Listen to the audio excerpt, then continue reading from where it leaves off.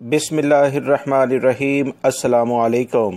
سعودی عرب میں پچھلے 24 گھنٹے میں 481 افراد وبائی مرض سے متاثر ہوئے ہیں، جبکہ 29 افراد انتقال بھی کر گئے ہیں۔ انا للہ و انا الیہ راجعون۔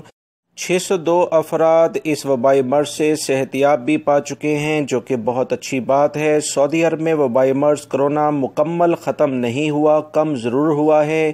یہی اعلامیہ وزارت صحت کی جانب سے مسلسل بتایا جا رہا ہے۔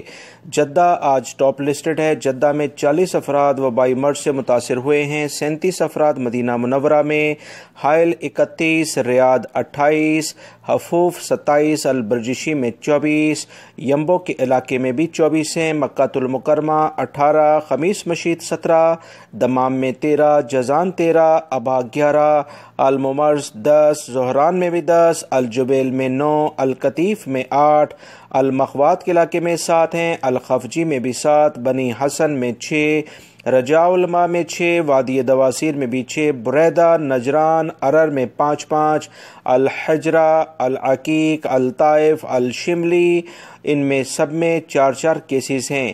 شرورہ، تبوک میں بھی 4 ہیں، العیس، زہران الجنوب، مائل اسیر، سرات عبیدہ، بکیک، راس تنورہ، الخرمہ، وادی الفرا میں 3 کیسز ہیں، انیزہ، المزیف، الخرمہ، البسمیر، بیشا، تبالہ، الخبر، الدلم، دوادمی، المجمع، حوطہ بن تمیم، ان سب میں 2 کیسز سامنے آئے ہیں۔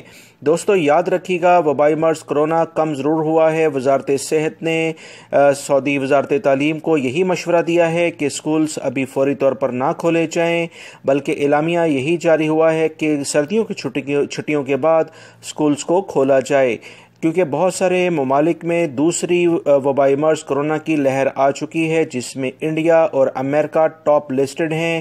انڈیا میں کافی زیادہ مشکلات اس وقت دیکھی جا رہی ہیں۔ اسی بنیاد پر سارے عرب ممالک سے انڈیا کے لیے پروازیں تقریباً بند ہو چکی ہیں۔ ویڈیو لائک کر کے شیئر آگے لازمی کر دیا کریں۔ السلام علیکم۔